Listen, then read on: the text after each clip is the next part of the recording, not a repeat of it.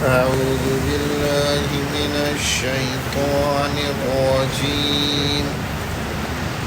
بسم الله الرحمن الرحيم.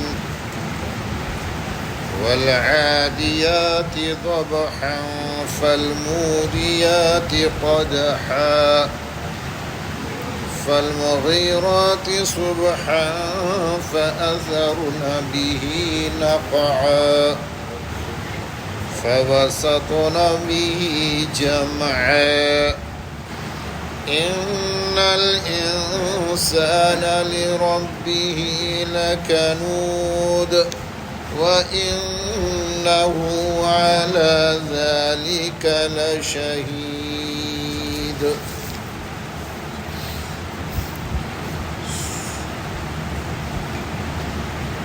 سورة العادیات.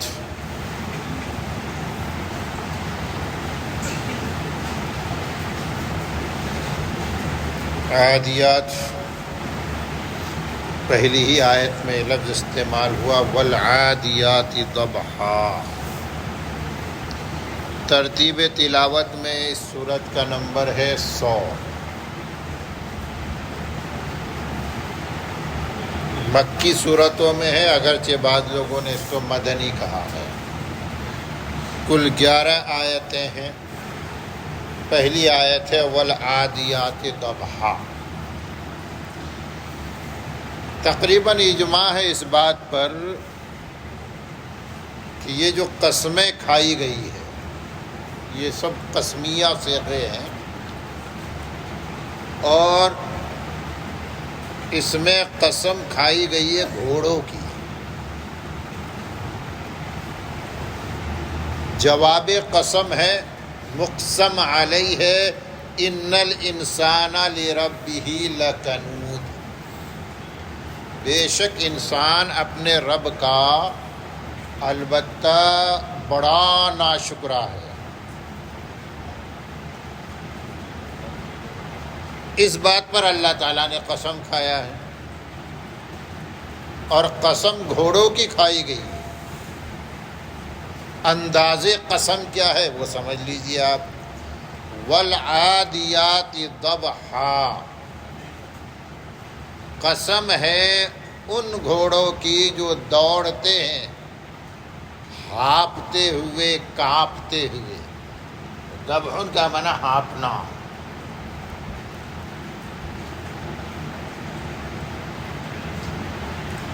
فالموریات قدحا، موریات کا معنی آگ نکالنے والے.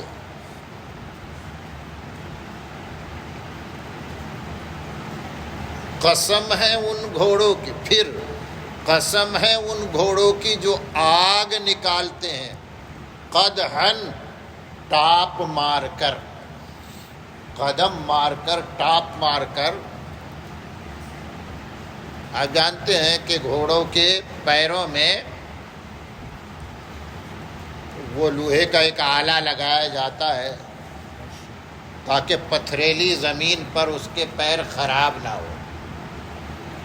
اب جب پتھر پر وہ لوہا ٹپ ٹپ پڑتا ہے تو آگ کی چنگاریاں نکلتی ہے. تو قسم ہے ان گھوڑوں کی جو ٹاپ مار کر چنگاریاں نکالتے ہیں، آگ نکالتے ہیں. فالمغیرات صبحا، پھر قسم ہے ان گھوڑوں کی جو صبح کے وقت حملہ آور ہوتے ہیں، اٹیک کرتے ہیں. صبح کے وقت اس لیے کہ عام طور پر اس زمانے میں عرب میں صبح جو لڑائیاں شروع ہوتی تھی. رات کے اندھیرے میں شب خو مارنا یہ شجاعت اور بہادری کے خلاف سمجھا جاتا تھا. اگر کوئی شخص رات کے اندھیرے میں حملہ کرتا تو پوری دنیا میں بدنام ہو جاتا کہ دیکھو بزدل ہے، اس نے رات کے اندھیرے میں حملہ کیا. تو رات کے اندھیرے میں حملہ نہیں کرتے تھے، صبح کے اجالے میں لڑائی شروع کیا کرتے تھے. تو قسم ہے ان گھوڑوں کی جو صبح صبح حملہ آور ہوتے ہیں. فَأَثَرْنَ بِهِ نَقْعًا، نقعن کہتے ہیں گرد و غبار، پھر اڑاتے ہیں گرد و غبار۔ صبح کا جو وقت ایسا ہوتا ہے کہ نمی ہوتی ہے، اور نمی ہونے کی وجہ سے گرد و غبار نہیں اڑتے، لیکن گھوڑوں کی اپنی شان ہے، جب گھوڑوں کا جتھا ٹپ ٹپ ٹپ کرتا ہوا بڑھتا ہے تو اس وقت بھی گرد و غبار اڑنے لگتے ہیں۔ فَوَسَطْنَ بِهِ جَمْعًا، پھر قسم ہے ان گھوڑوں کی جو لشکر میں، جمعون لشکر کے معنی جماعت، لشکر کے بیچ میں گھس جاتے ہیں۔ کیا بتایا گیا؟ یہ تمام صفات جو گھوڑے کے بتائے گئے، اس بات کو بتانے کے لیے کہ گھوڑا بہت جری اور بہادر جانور ہے، اور سب سے بڑی بات یہ ہے کہ وفادار ہے، اور اپنی وفاداری ثابت کرنے کے لیے اپنی جان دینے سے بھی گریز نہیں کرتا۔ اور یہ وفاداری کس نسبت پر؟ ایک گھوڑا جو ایک جانور ہے، مالک اس کو دانا پانی دیتا ہے، اور جبکہ دانا پانی کا خالق وہ نہیں ہے، وہ تو اللہ نے پیدا کیا ہے، جو بھی گھاس وغیرہ ہے وہ بیچ میں ایک واسطہ بنتا ہے۔ اب وہ گھوڑا اپنے مالک کو اپنا محسن سمجھتا ہے کہ اس کا میرے اوپر احسان ہے، یہ مجھے دانا پانی دیتا ہے، یہ میری رکھوالی کرتا ہے، یہ میری حفاظت کرتا ہے۔ اب وقت آ پڑتا ہے کہ اب گھوڑا اس احسان کا بدلہ اتارے، تو احسان شناسی کے جذبے سے سرشار ہو کر یہ گھوڑا احسان کا بدلہ اتارنے کے لیے، اپنی وفاداری ثابت کرنے کے لیے اپنی جان قربان کر دیتا۔ ایک طرف یہ گھوڑا ہے جس کو ہم جانور کہتے ہیں کہ جانور ہے، کم عقل ہے، بد عقل ہے، لیکن اس کے اندر اتنی سمجھداری، اس قدر وفاداری۔ لیکن انسان جو اشرف المخلوقات ہے، جس پر اللہ تبارک و تعالیٰ کے سب سے زیادہ احسانات ہیں، لمحہ لمحہ اللہ تعالیٰ کے احسانات اس کے طرف متوجہ ہے، انگ انگ اللہ تعالیٰ کے احسانات میں ڈوبا ہوا ہے اس کا۔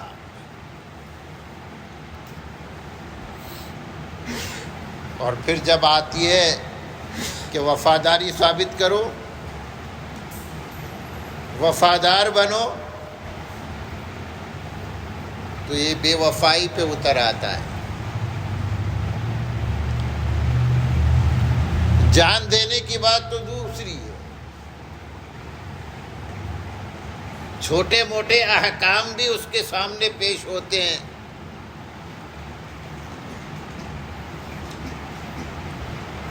تو وہ اس کو پورا کرنے کے لیے تیار نہیں۔ کتنے ناخلف ہیں اور میجورٹی میں ہیں جو اللہ کا احسان ماننا تو دور کی بات ہے، اللہ ہی کا انکار کر بیٹھتے ہیں۔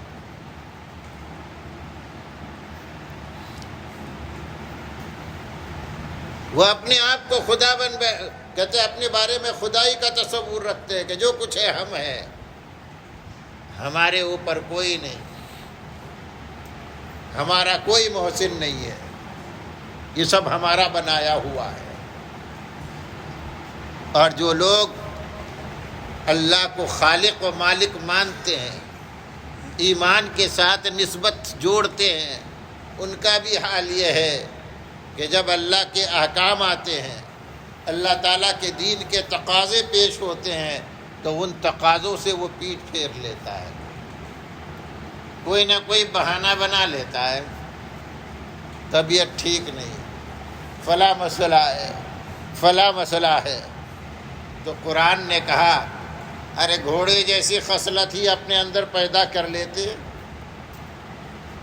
احسان شناسی کس کو کہتے ہیں، احسان مندی کس کو کہتے ہیں، گھوڑے سے سمجھ لیتے جس گھوڑے کے پیٹھ پہ تم بیٹھتے ہو، جس گھوڑے کے پیٹھ پہ بیٹھ کر تم اپنی شان جتاتے ہو، اسی سے سمجھ لیتے ہیں کہ احسان شناسی کیا ہوتی ہے اور وفاداری کیا ہوتی ہے۔ یہ قرآن نے بہت شکایت کے انداز میں بیان کیا ہے۔ اللہ تعالیٰ مجھے اور آپ کو سب کو معاف فرمائے۔ اگر آدمی غور کرے تو مارے شرم کے سر جھک جانا چاہیے کہ میں اشرف المخلوقات، مجھے تو اللہ نے سب سے زیادہ سمجھ دی ہے، میں تو عقل مند ہوں، مخلوقات میں باقی سب عقل بند ہیں، ان کی عقل جو ہے فکسڈ ہے،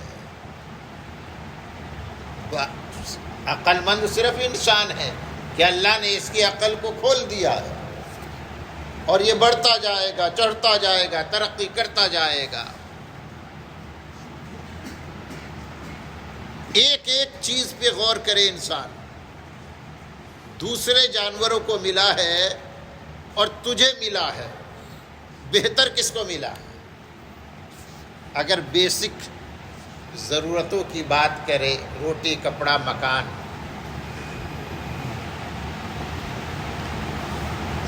سارے جاندار غذا کھاتے ہیں، کیا آپ نے انسانوں جیسا غذا کسی کو دیکھا ہے؟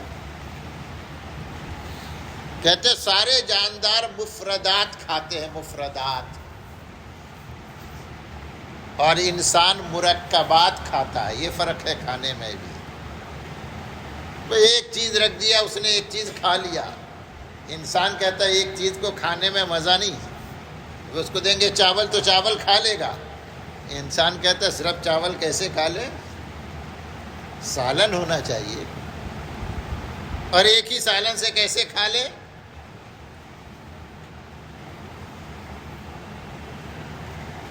ویج بھی ہونا چاہیے تھوڑا، پلیٹ میں نان ویج بھی ہونا چاہیے، اچار بھی ہونا چاہیے، یہ سب کا مرکب تیار کر کے کھاتا ہے۔ تو کہنے کو اللہ نے، کہنے کو سب کو کھلاتا ہے، لیکن سب سے بہتر کون کھاتا ہے؟ انسان کھاتا ہے۔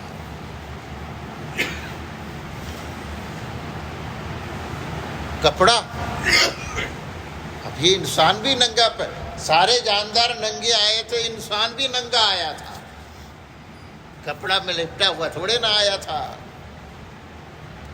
لیکن سارے جاندار اگر اپنے سطر کو چھپاتے ہیں تو اپنے، کہتے ہیں ان کی جو فارمیٹ ہے، وضعی کیفیت ہے، اسی سے اپنا سطر چھپاتے ہیں۔ اللہ نے ایسا بنا دیا ہے،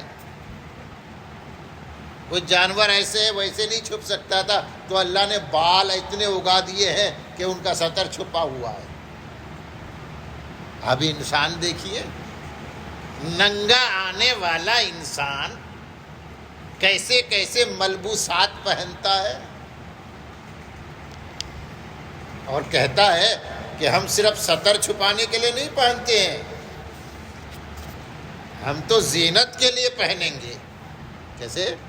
اچھا لگنا چاہیے، اس لیے صرف سطر چھپانے کے لیے نہیں، اچھا لگنے کے لیے، نمائش کے لیے، فیشن کے لیے کپڑے پہنتا ہے۔ ایسا کوئی جانور ہے جو انسان جیسا کپڑے پہنتا ہو؟ اور مکان کی بات کیجیے، یوں تو ہر جانور کے لیے اللہ نے بیت کہتے ہیں ما یبات فی، جس میں رات گزاری جائے، تو ہر جاندار کا ایک گھر ہوتا ہے، لیکن انسان اپنے گھر کا دوسرے جانور کے گھروں سے موازنہ کر لے کہ انسان کا گھر کیسا ہوتا ہے، اپنی حیثیت کے اعتبار سے، چاہے جھوپڑا ہی صحیح، جھوپڑے سے لیجئے اور محل تک پہنچیے، کیا شان ہے انسان کی۔ تو انسان جیسا، انسان کو اللہ نے جتنا نوازا ہے، کوئی دوسرا جاندار ہے جس کو اللہ نے اتنا نوازا ہو؟ انسان گواہی دے گا کوئی نہیں، کوئی نہیں۔ سب سے زیادہ نوازشیں، عطائیں، بخششیں انسان پر ہوئی ہے، تو سب سے زیادہ شکر گزار، سب سے زیادہ وفادار کس کو ہونا چاہیے؟ انسان کو ہونا چاہیے۔ لیکن ہائے رے انسان، وفاداری برتنے کے بجائے یہ بے وفائی پہ اتر آتا ہے، اور بے وفائی اس قدر بھیانک شکلیں بے وفائی کی اختیار کرتا ہے کہ العما والحفیظ، گویا کہ وہ اللہ کی جگہ اپنے آپ کو پیش کر دیتا ہے کہ میں ہی خدا ہوں اور میں ہی اپنے آپ کا خالق ہوں، یہ سب میں نے بنایا ہے۔ انسان اس قدر کہتے بے وفا، اس لیے قرآن کریم نے سب سے پہلے ایک مثال سامنے رکھا، چونکہ مثال سے بات وضاحت سے سمجھ میں آتی نا۔ یہ قرآن میں جو جا بجا آپ مثالیں دیکھتے ہیں نا، جیسے یہاں پر بھی پہلے گھوڑے کی مثال دی، یہ مثالیں کیوں ہیں؟ تلک الامثال نضربها للناس، یہ مثالیں ہم لوگوں کے لیے بیان کرتے ہیں، لعلہم یتفکرون، تاکہ وہ غور کریں۔ مثال سے بات جلدی سمجھ میں آ جاتی ہے۔ جب معقولات کو کسی محسوس کے ساتھ، محسوسات کے ساتھ تشبیہ دے کر سمجھایا جاتا ہے تو آسانی سے سمجھ میں آتا ہے۔ جیسے کسی کی بہادری سمجھ میں نہ آئے تو ہم کہتے ہیں کہ یہ شیر کی طرح، یہ شیر ہے، یہ جو ہے یہ شیر کی طرح ہے، تو بات سمجھ میں آ گئی کہ جیسے شیر بہادر ہوتا ہے، یہ بھی بڑا بہادر ہے۔ قرآن نے گھوڑے کی مثال دے کر پیش کیا ہے اس مسئلے کو، اس مضمون کو۔ تو اب ہمیں سمجھ جانا چاہیے، جب گھوڑا وفادار ہو سکتا ہے تو میں کیوں وفادار نہیں ہو سکتا؟ اللہ تعالیٰ ہم سب کے اندر وفاداری پیدا فرمائے۔ اور یاد رکھیے، وفاداری کی بڑی قیمت ہے۔ اصل جو ہے قیمت وفاداری کی ہے۔ ہم اپنے گھر میں نوکر رکھتے ہیں، اس کی وفاداری کو چیک کرتے ہیں کہ نہیں؟ اور جب کسی نوکر کے بارے میں پتہ چل جائے کہ یہ وفادار ہے تو پھر آپ اس کو چھوڑنے کے لیے تیار نہیں ہوتے، کہتے وفادار نہیں ملتے، اس کو میں نے چیک کیا ہے، اس میں وفاداری ہے۔ تو اب وفاداری کی وجہ سے اس آدمی کی وقار بڑھ جاتی ہے، اس آدمی کی عظمت آپ کے دل و دماغ میں اتر آتی ہے۔ اگر اللہ تبارک و تعالی ہمارے اندر وفاداری دیکھے گا تو اللہ کے نزدیک ہماری قدر و قیمت بڑھ جائے گی کہ نہیں؟ لیکن اگر اللہ ہمارے اندر بے وفائی دیکھے گا کہ وقت پڑنے پر بھاگ جاتا ہے، میرے حکم کی اطاعت نہیں کرتا، خیانت کرتا ہے، فریب کرتا ہے، تو ظاہر ہے کہ وہ شخص اللہ کی نظروں سے گر جائے گا، اور اللہ کی نظر سے گر گیا اس کا مطلب ہلاکت اور بربادی کے سوا کچھ نہیں ہے۔ آگے کرو۔